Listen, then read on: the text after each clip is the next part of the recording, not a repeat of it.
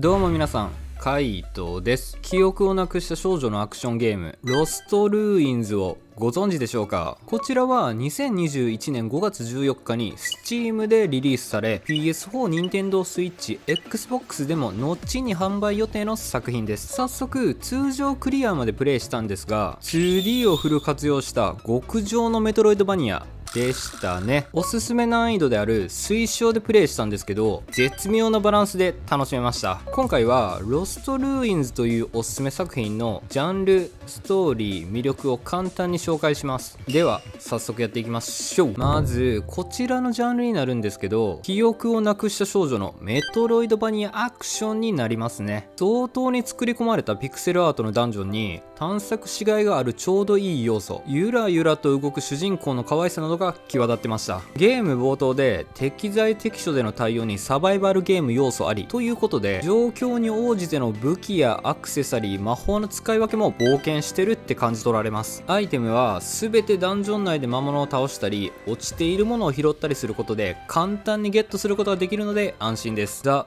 ンジョンと言わんばかりの敵たち、えぐく切っていくのもリアリティ溢れているなと。武器と魔法は2種類ずつコマンドに触れるので、武器にはリーチは短いですがナイフと守れる盾が一番安定したのでおすすめ。魔法に関しては使いやすいものを使うのが一番なんですが、こちらの魔法が戦闘時に役に立ちました。これは自分に合ったものを使うのが良いかなと。アクセサリーは主人公にバフをかけれて被弾軽減や魔法量回復、トラップ無効など多くあるので場所によっての使い分けが大事。ちなみに水中軽減の水着や砲器ダメージが大幅に上がるメイド服などは着せ替えするので見て楽しむこともできます。拠点としては自販機を活用したショップ、ポータルを使ったファストトラベル、 PC を使ったセーブポイントがあるので有効活用できるかなと。これらを踏まえた上で序盤途中で理解できたのがのめり込めたポイントかなと。次にストーリーを説明すると、ある女子高生の姿をした少女がダンジョン内でふと目を覚まします。少女には記憶がなく当てもなく進んでいくとモンスターに出くわし襲われます。そこに魔法使いのベアトリスが現れて助けられると。少女は自分が誰なのかの答えを探しに廃墟となった城を探索するっていうお話。そしてこのゲームの魅力になるんですが、1、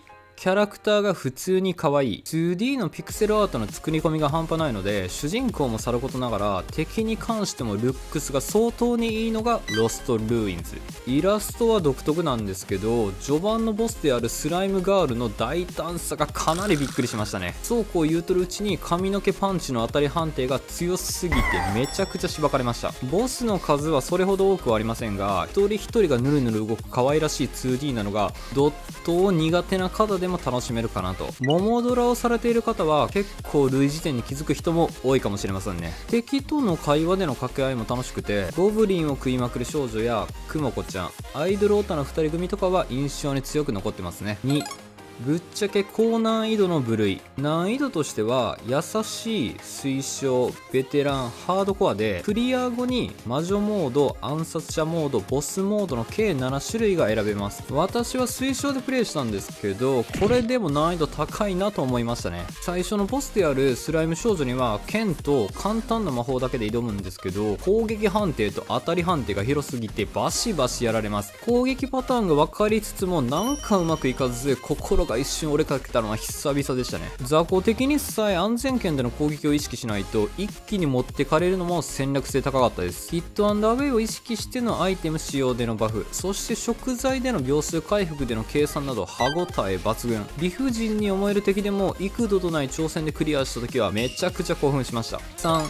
武器と魔法とアクセサリー。先ほどにもちらっと説明しましたが、この組み合わせが結構な鍵を握っています。最初は適当につけていた武器もだんだんと使いやすさを把握して、この武器最強じゃねとか心で思って愛用。さらには魔法でのギミック突破や攻撃方法の違いでの便利さなどは実際にプレイして確かめて合うのを選んでもらうのが良いかなと。アクセサリーは常時体力回復と常時魔法回復が有能すぎて常につけてましたね。敵によっての付け替えも自由なので、遠くから弓でちまちま当てるとかでもいけましたね。とここまでいろいろ言ってきたんですけど、トータル的には盾が一番使えるので、胃の一番に装備しましょう。圧倒的な暴力に加えての矢の反射などマジで使えるんですよね。これがなかったらマジでクリアできなかったかなと。4、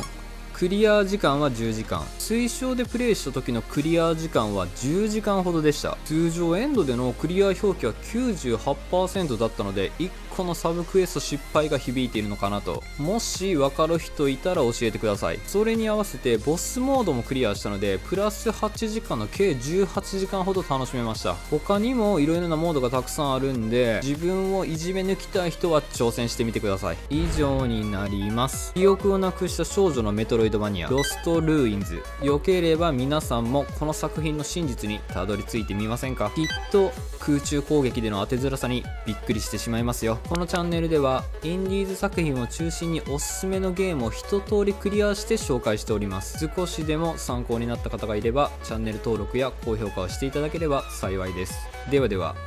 またの機会に。カイトでした。